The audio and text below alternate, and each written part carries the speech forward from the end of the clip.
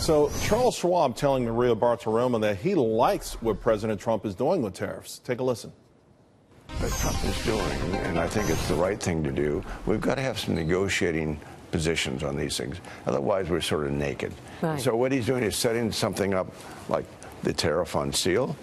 Okay, we'll negotiate a little bit, maybe here on NAFTA. Maybe we'll negotiate there. But if you have nothing to sort of give, and we gave it all, as we did over the last 50 years, we gave favored nation stuff to so many countries because we wanted to help them after World War II and after the Korean War, et cetera.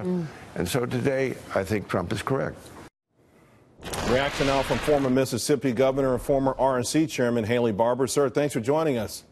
Hey, Charles, thanks for having me. Yeah, I'm personally shocked at how loudly the GOP elite have pushed back against President Trump with respect to the idea of tariffs.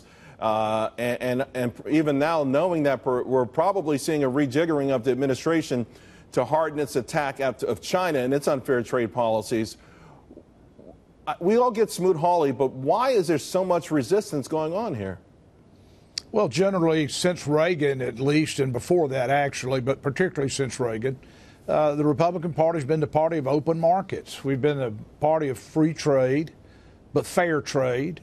And President Bush, as you recall, retaliated on steel in the Bush administration just after 2000. But generally, we have felt like if people abide by their agreements, and they don't cheat, and certainly in this case, there's a lot of evidence that the Chinese cheat, that we are better served by open markets. And that's where the leadership comes from. Look, they've been in Washington and they've voted on this before. They've talked about this before.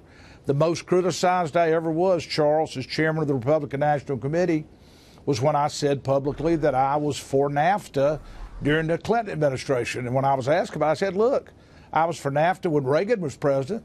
I was for NAFTA when George H.W. Bush was president. Why should I not be for NAFTA? Because there's a Democrat president. So these guys have staked out positions that they believe in for a long time. I do think Chuck Schwab made some very good points. When people are cheating, we ought to retaliate. Right. When people make an agreement with us, we ought to hold them to it.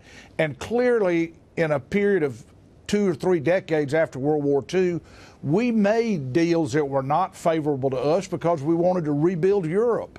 We wanted to get the world safe from communism. But we don't need to do that anymore, and we need to remember that. We do need to remember that, and I think we are reminded almost all the time. I'm not sure where you are with respect to NAFTA. That big sucking sound that Ross Perot used to talk about, there may be some evidence of that. We've greatly helped the economies of Mexico and Canada, and while it's good for our exporting companies, there's something missing. There's a hole in our country that needs to be filled, and it needs to be filled with the new sort of optimism that comes, I think, with bringing back manufacturing, with bringing back some of the abilities to produce our own steel and things like that. So we're at we're certainly at a crossroads here. And I'm just surprised, again, that the Republican Party doesn't pick up on that, the obvious cheating that you bring up, but the also obvious fact that these plants aren't serving our best interests anymore. Well, if you look at manufacturing in the United States, a lot of job loss that gets blamed on exports and imports actually is because of innovation. My home state of Mississippi in 1990 had about 40-something thousand furniture manufacturing jobs. Today we have fewer than 20,000, but we make more furniture in Mississippi today with about 19 or 20,000 employees than we made with 40,000 employees 28 years ago. Innovation and technology, one of the reasons that it makes us more efficient is that we do things with fewer people. That's just a fact. And we have to make our economy respond in other ways so that we get those people back to work. But doing something, or as you said with the steel mill people, or maybe your reporter said, sure. These people are being retrained. They have to be retrained because the workplace has changed very, very much. Well, let me switch gears a little bit then and bring in the big news of the day. Rex Tillerson out now as Secretary of State. Mike Pompeo is in. What's your initial reaction to that? Well, I thought a lot of Rex Tillerson. I thought he tried to do the right things and did them the right way. I don't know why President Trump decided to replace him. I assume, but don't know, that perhaps it has to do with trade policy, sort of like Gary Cohn. But I don't know that. I'm just assuming that. But look, I hope Secretary Pompeo does a super job. There's a lot to recommend him.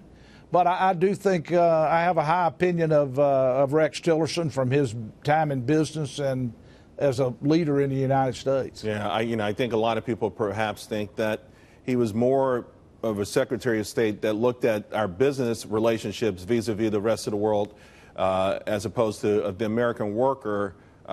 We'll find out. Obviously, Mike Pompeo and President Trump certainly on the same page.